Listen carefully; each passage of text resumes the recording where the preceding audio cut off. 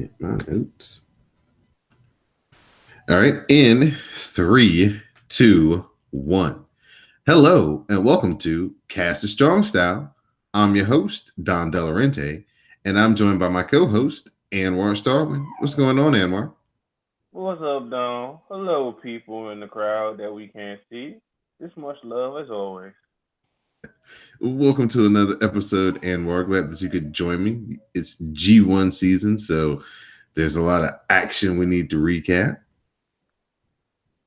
For sure. Except we ain't doing no prelim matches. No, we're getting right to the point. But before we get in tonight, too, just want to let everybody know that you can find Cast a Strong Style on the web at cspn.us. You can also subscribe to Cast a Strong Style through iTunes, Google, SoundCloud, Stitcher Radio, Spotify, and YouTube. So the B block, we're back in Japan. They take center stage for night two. Our very first matchup, we see Shingo Takagi. He faces up against Juice Robinson. The Pulp Friction is countered into the Nashigami, and the Pumping Bomber gets a 2 count. Shingo sets for the last of the dragon, but Juice cradles him for his own 2 count. The left-handed god follows, followed up with Pulp Friction, and Juice Robinson gets the win over Shingo. That match was hard hitting and really fun to watch, and it was a great way to start B Block and get this tournament restarted. And I was like shocked that Shingo lost, but I get what they're saying. It's like Juice is one of the top performers in the heavyweight division, and you just can't just come up and just think you're just gonna beat me. I like how they like subverted like what you thought was gonna happen by having Shingo lose. And even though Shingo lost, he was strong as fuck in the match. So it's like, yeah, he lost, but it was still an awesome match. Ain't no shame in losing a hard fought match. But yeah, no Shingo running the table in this time. This match definitely did the name of this podcast justice because this was definitely strong style. They were forearming and lariat, hitting lariats and big punches on each other. The left hand of Juice, the right hand of Shingo, and I love the story.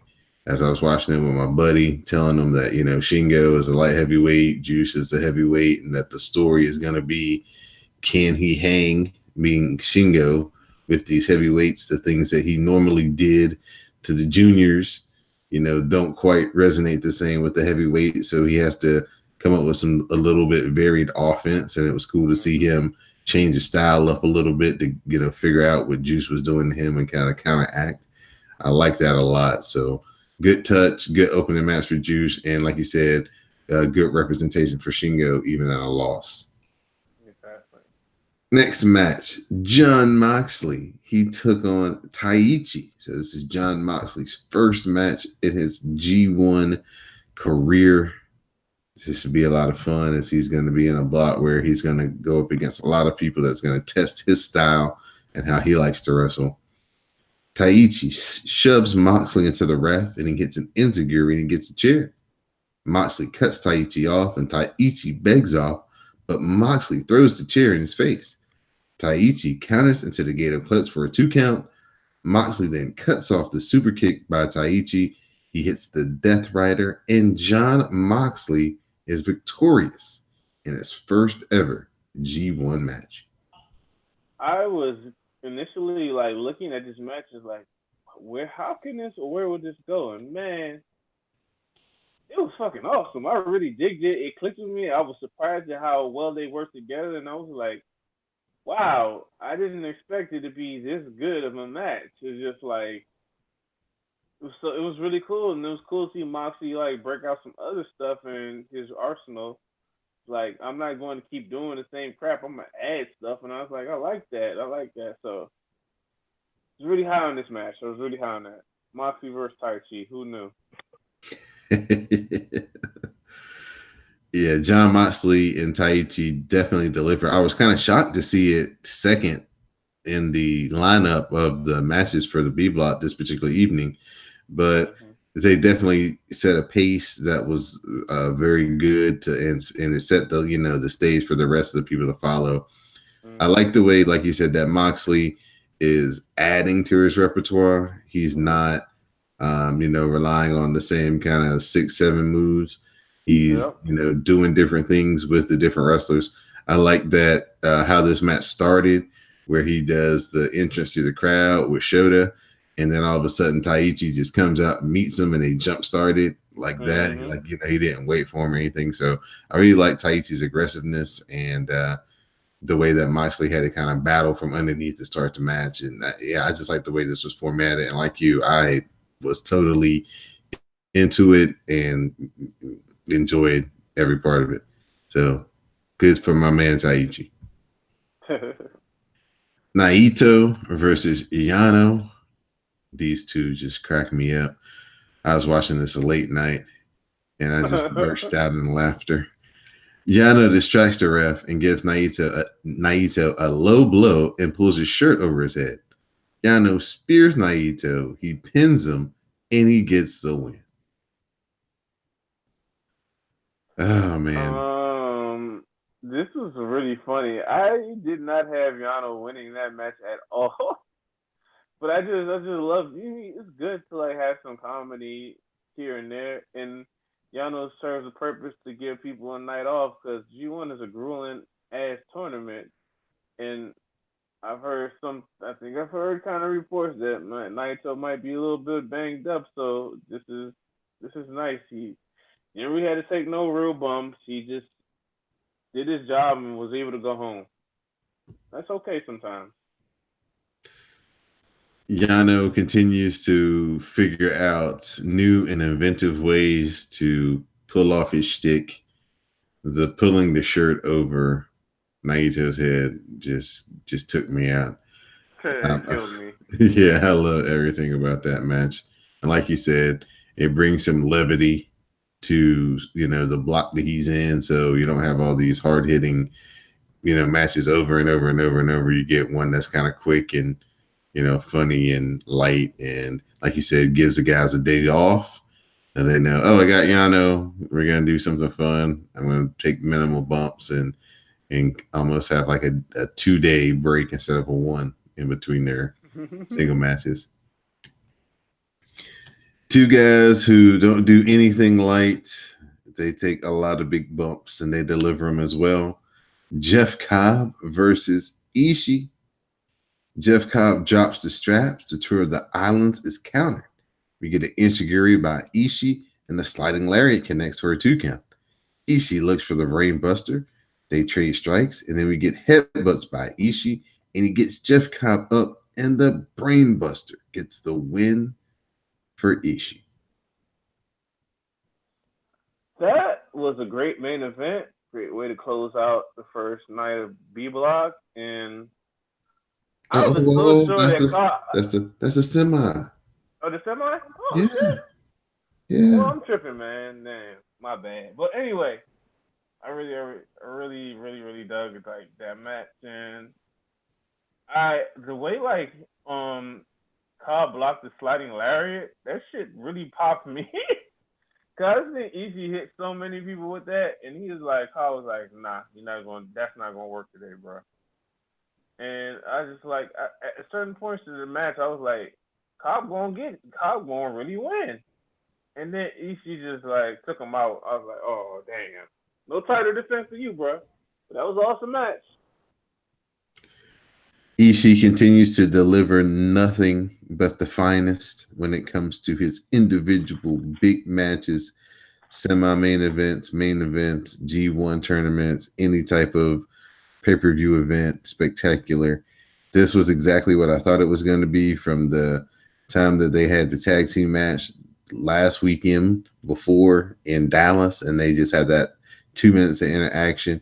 It lived up to everything I was hoping it was going to be. Mhm. Like you said, it looked like Jeff Cobb was going to get it, but Ishii dug a little bit deeper and he pulled it out. And I was just with a big smile on my face going, that's my man. Ishii is is definitely one of my favorites. I think he's number 2 when it comes to my favorites right now in New Japan. Yeah, I've always loved Ishii. He's amazing. Now it's time for the main event of night 2 in the B block. Anwar Starwin's favorite, Goto, faces off against Jay White. Jay White counters the GTR. They trade strikes, but Goto grabs Jay White by the hair, to counter the Blade Runner. The final cut connects to Goto. Jetto is in the ring, but Goto scares him away. We get the Shudakai by Goto, and we get a near fall. The Ishigoroshi follows, but Jay White kicks out at 2. Goto follows with kicks, and he hits the GTR, and Goto gets the win over Jay White. I remember last week, like me and Miss Man was just clowning, like, man, Goto ain't winning shit, bro. And then Goto actually won. So I think sometimes our conditioning from WWE fucks with us at certain things, and sometimes we are right about certain things because we've seen it before, but we weren't right on this one. Like, did not see Goto winning, but I was happy that he did because he would have looked like a total herb if he didn't win. We did all that, went to overseas to train with Shibata, only to come home and lose. That would have sucked. So I'm glad Goto won. I'm glad Jay caught a fade, and I'm glad somebody pulled his head when he tried to do the Blade Runner because somebody should have been did that shit. To be quite honest with you, I like the counters. I like the story that they told, and really dug the match, man. So, yep. High quality stuff. When I was watching this and as it was progressing, that's all I was thinking about was you and Madame Lizette going, man, Goto ain't got no chance. Jay White about to get this. And then all of a sudden when the pin goes down, it's like, oh man, I wonder what Anwar is thinking right now. Because he doubted his man, and his man came through. Yeah, like you said, the time with Shibata pays off. He comes into this and he starts off hot, and he starts off, with some new aggression, some new intensity, and looks like he is in for a very, very, very big run in this year's tournament. So I'm looking forward to bigger and better things from Goto. Now we shift over to night 3. The A block is back on center stage. We start off with Hoss match, Lance Archer versus Bad Luck Fale. The Bad Luck Fale is counter, and Archer takes out Jado, and he hits the pounce. The choke slam follows for a 2 count. Lance Archer applies the claw, and he pins Fale, and Lance Archer gets another win to start off the G1. Man, Archer's fucking killing it right now. Mm-hmm. You can have a match with Bad Luck Fale and keep me interested. Fuck, that was awesome. Like, I just love his new character. I love how he's embracing being solo. I love his wild shit he says in between matches. Because if you say some wild shit, he be beating up them young lions too. He be walking casual, then all of a sudden just start beating their ass. Oh man, props to Fowler. He put in a good performance because you still need a dancer partner to bring it too. He did enough, but Archer, man, woo, he's killing it. He's killing it. I hope he keeps it up, man. Because most of us was looking at this match, I was like, man, I don't know how Archer gonna pull out a good match with Fowler, but he did it. Like you said, Lance Archer rejuvenated since his return to New Japan, being back in the G1 for the first time in several years, and he is making the most of his opportunity. He is definitely looking like a threat in this year's tournament, having some of the best matches of his career, and I'm looking forward to what he's got coming up in the next couple of weeks as well. Will Ospreay faced Sonata in this A block matchup. The Robinson special connects, and the Oz Cutter is countered and turned into the Skull End. Ospreay rolls out of the Skull End and hits the Buzzsaw kick. the Oscutter, and then he hits the Stormbreaker, and Will Ospreay gets the victory. Man, I dug the match, but I felt like they have a better meshing them together that they can get to someday. But I really enjoyed this match, and even though I want Sonata to win, I get why they let Osprey win because he needed a win, and Sonata probably is the best person for him to lose to beat. So, yep, that was a really good match. Nothing new with Osprey because he's just keeping up his streak of entertaining performances. Definitely par for the course for Will Ospreay at this time. He did get injured in this match, and he's actually being held out for a couple of days. So his next matchup is kind of up in the air. I haven't heard any latest news. I thought that he was cleared. At Okay, least all that's right. what that's what I saw from like Global earlier. Okay, yeah, I haven't checked it today. So just when I saw it, they were like holding him out, and they were going to make a decision. So if he's Mm-hmm. cleared, he's cleared. All right. Mm-hmm. Next up, my favorite, Zack Sabre Jr. He took on the IWGP Heavyweight Champion, Okada. Okada hits drop kicks, but Sabre counters the Rainmaker into the European clutch for a 2 count. Okada looks for a tombstone, but it's countered, and Sabre locks on the octopus hole variation. Okada counters and transitions into a spinning Rainmaker. Then he hits the Rainmaker proper, and Okada gets the win over Zack Sabre Jr. That match surprised me in this link because I was like, this is a match where Okada probably is going to lose and they'll do a title match at the Royal Crown Hall or something. But I was wrong, and Zack took a loss, and wow. So just move on. But it was a really good match for what it was.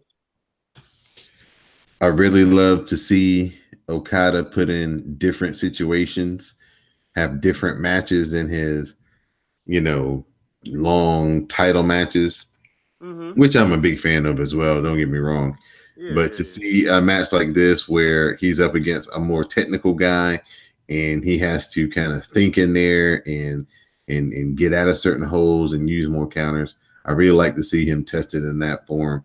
And Zack Sabre Jr. is my fave, so I always like to see him in any type of match. And when he gets high level competition like Okada, he usually shines, and that was no different in that match to me.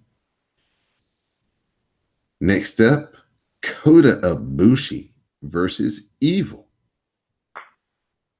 Kota hits the Boombaye, he drops the knee pad, and he hits another one for a near fall. Ibushi looks for the Kamagoye, but Evil counters, and he hits a huge lariat. The darkness falls, connects for a 2 count. He follows that up by everything is evil, and Evil gets the win over Kota Ibushi. It was a really dope match, and it was a big victory needed for Evil because he's been slumping a little bit lately. So to get a victory over Ibushi's big, they had pretty good chemistry, and the final stretch was really ridiculous. So I mean, I like how they used like the leg injury within the confines of the match to like is the story beat. So that was really cool. I really dug this match. So good on Evil. Kota Ibushi had an or has not had he has an injured ankle after the match with Kenta in the first night of the tournament where he did the Pescada out of the ring and he hurt his ankle. So in this match, they played up on that. He was, limping across the ring when he was getting thrown into the buckles. He did a one-legged moonsault, which was fantastic, and just playing up the ankle injury. So, like he said, it was a big part of the matchup. Evil with a big statement here because Kota Ibushi is a favorite to win this thing or at least be in the finals. And to have him start 0-2 was a big statement for Evil. And, he can go back and solidify his standing within LIJ. He's got a victory now. So he can hold his chest out in front of Naito and Shingo and say, mm-hmm. There's a reason why I wasn't putting my fist up. Because I was focused. Now we go to the main event of the evening for night 3. Kenta takes on the Ace Tanahashi. The go to sleep is countered into 3 twists and shouts. The sling blade connects for a 2 count. Tanahashi, he heads up top, and the high cross follows. Back up, the high fly flow eats the knees of Kenta. Kenta follows with the sleeper hold. Tanahashi fades, and Kenta looks for a PK. It gets countered, but Kenta counters the Dragon Screw leg whip. He hits a PK, and then he hits the go to sleep, and Kenta gets the victory over Tanahashi. It was better than his match versus Ibushi. Tanahashi's selling and ring psychology really helped the match. Shibata looks younger without the beard. I love Tanahashi not hesitating to shake like Kenta's hand, like, i.e., you got more work to do before you get my respect. And I liked on commentary they told the story that it took Nakamura a decade for him to get the handshake for Tanahashi. So this is a thing that Tanahashi does. But awesome match. They put him against the right perfect person, and more of that ring rust is coming off of Kenta, and his post-match promo was really cool. So really, really, really dug this match. It's probably, like, thus far, like, out of these 3 nights, that's probably my favorite match. I really enjoyed this match as well. I thought it was a big statement for Kenta. It definitely established him as a big-time player. I like his promo where he was like, you don't know my style, but if you keep watching these matches in this tournament, you will get to know my style, and you will get to respect me and my style. So I thought it was a really good message that he had in his promo afterwards. And Tanahashi, he's the best. Even in a loss, he still brings out the best that he's got. And when you beat Tanahashi, you've beaten someone, regardless of if it's the semi-main event, the main event, the third match from the end. He definitely works hard to make you earn your victories. So great work by those 2 gentlemen. This is Cast It Strong Style. I'm your host, Don Delarente. I'm joined by my co-host, Anwar Starwin. We're talking about nights 2 through 4 in this year's G1 Climax Tournament from New Japan Pro Wrestling. So our final night that we're going to talk about on this episode, night 4, we're back in the B block. Shingo is taking on Yano. Shingo blocks the low blow, but Yano backslides him for a 2 count. Shingo follows with chops. Yano shoves Shingo into the ref. He tosses a chair to Shingo, and then he pulls the Eddie Guerrero, where he lays down like he's gotten plastered with the chair. Bushi arrives. He distracts the ref. You get a chair shot, followed by the pumping bomber, and Shingo gets the win.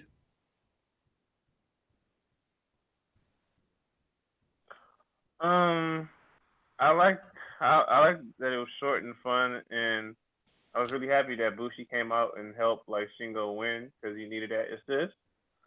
Too bad Rocky couldn't help him, but Rocky promised not to get involved in matches, so he couldn't help Yano in that situation. But I love that Yano's sneaky shit backfired on him, and Shingo got the win. So love it, love it, love it.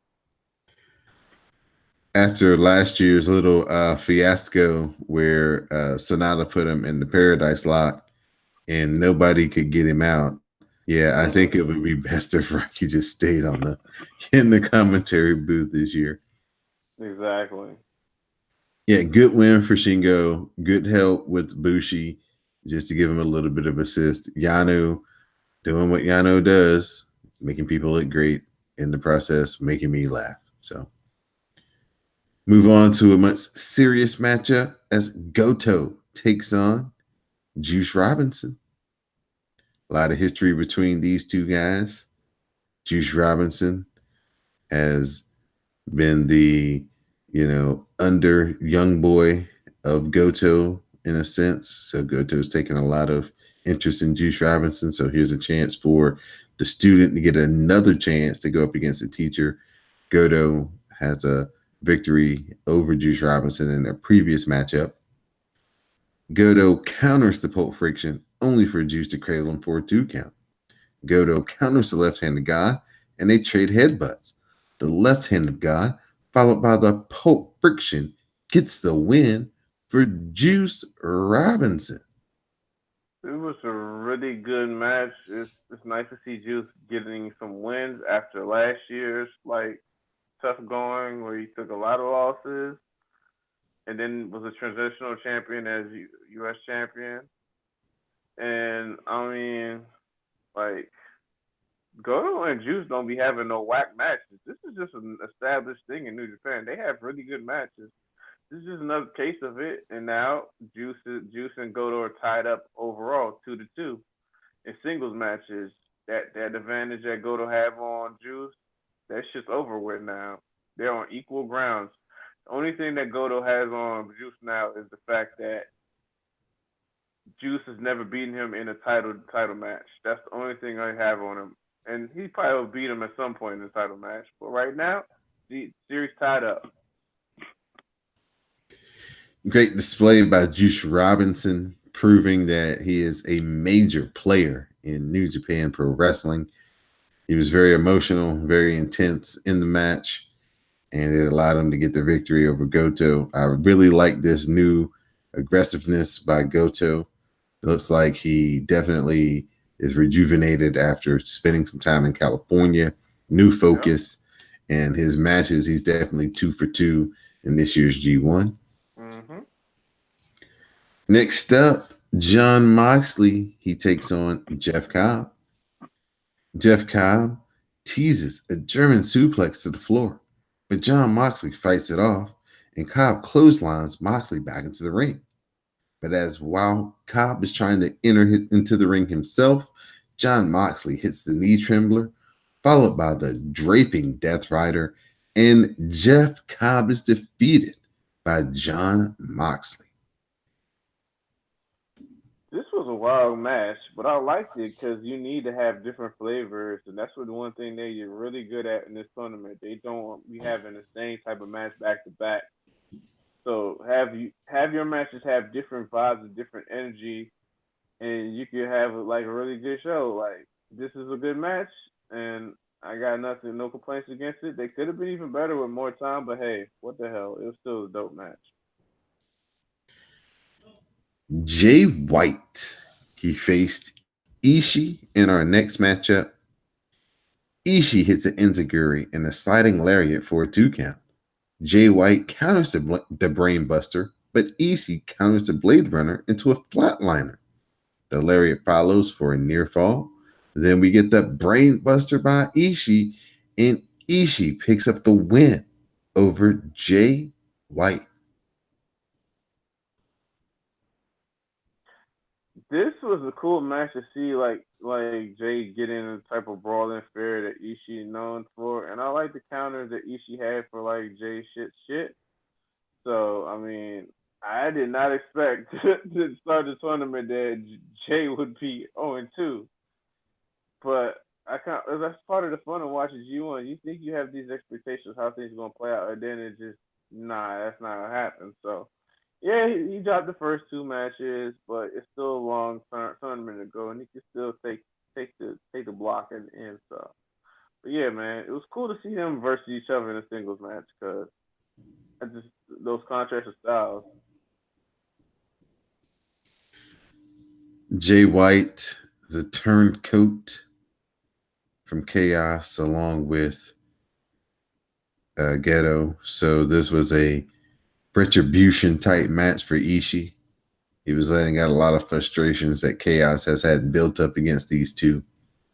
And he delivered for sure. The crowd was into it, definitely behind Ishii.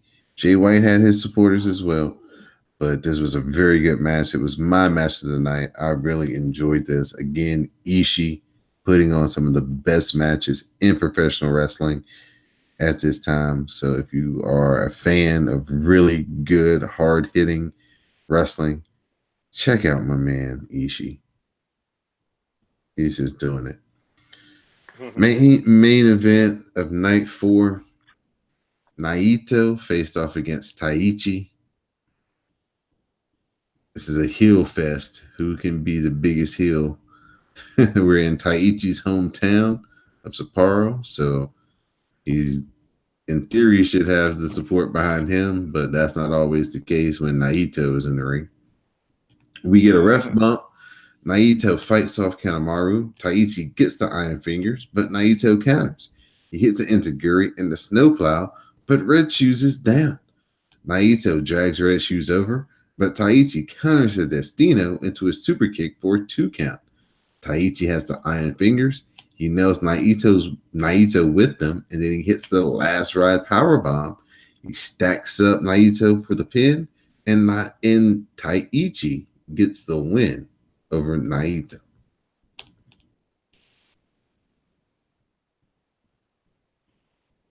Do you believe in miracles? Yo, no, I do not believe in miracles. This is a weird match. I liked it. I didn't love it. It's not as good as their previous 2 matches. It's like, nah. So, as much as I like Taichi and Naito, not really. I wasn't here for this main event. It was a good match. It was not up to their normal level. So, it was good. It's not something I'm watching in, but that happens sometimes. Taichi finally brought in to play the Iron Fingers. Yeah, I knew. I was waiting for him to do that. I knew he was going to do that at some point, but he was holding on it for too many months, and I knew it was going to be a big situation where he used it. So yeah, got the win too. Yeah, he did. It seemed like they never got into the, I call it the New Japan main event gear. It seems like, they kind of got stuck in like semi-main event gear. And, there's nothing wrong with that. But like you're saying, for a main event in New Japan, you're just kind of expecting a little bit more than what they gave us this particular time. Nothing wrong with the match, but if they would have switched the Jay White Ishii match with this match, yeah, you would have been like, man, that was a hell of a way to close out night 4. It was an interesting way to close out night 4 for sure. Yeah. I'm gonna remember Jay White versus Ishimori in Juice's match versus Goto. Then I'll remember that main event. Right. So we've got a few people who are undefeated. Moxley, Lance Archer. They're doing their thing right now. 2 wins. Then we've got some people who don't have any wins at all. Kota Ibushi, Jay White, Naito.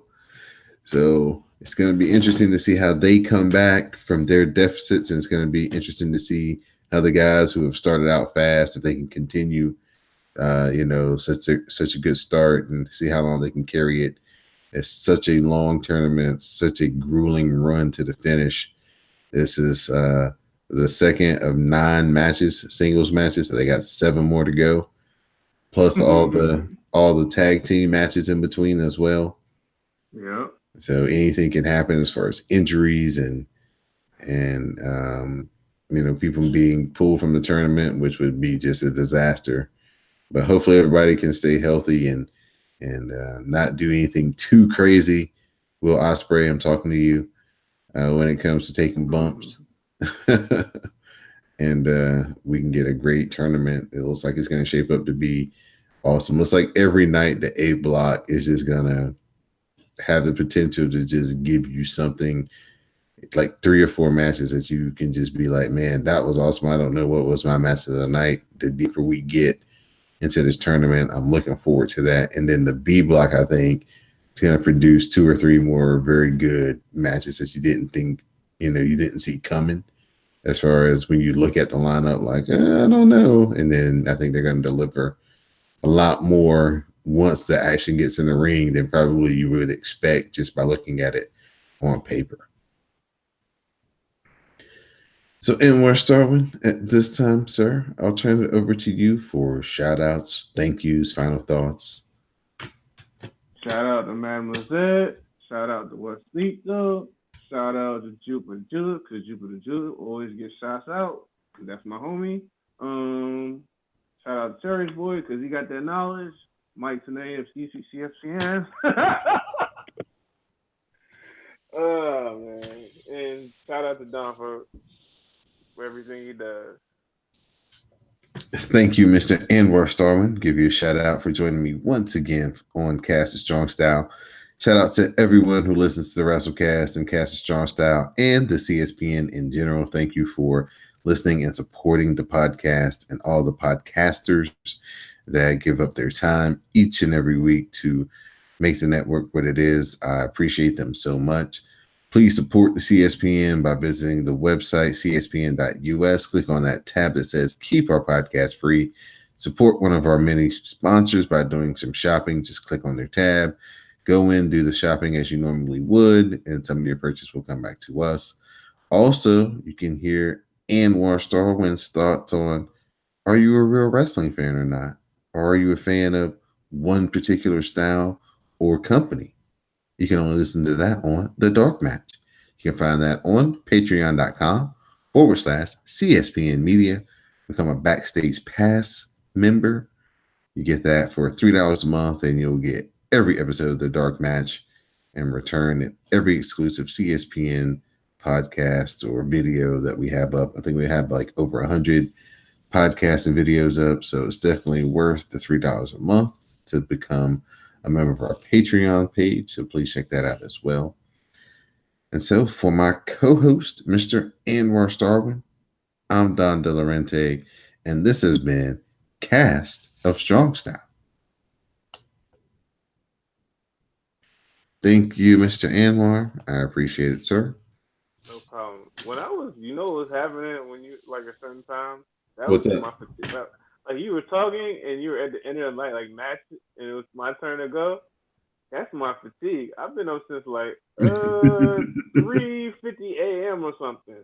Goodness, So, go get some sleep, young man. Like, that's like you're here, you're observing, but all of a sudden you just kind of have a little like a break, and you be like, oh, what the fuck? Well, that's the power of the edit button, man. Delete. It'll make it sound like you're right on it. I appreciate you, Mr. Booker, man. Yeah, that's right, man. All right, man. Go get some sleep, and I'll be in touch with you the next. I'll try to look and find out when the next break is, and see if we can coordinate it again. All right, man. All right, buddy. Later.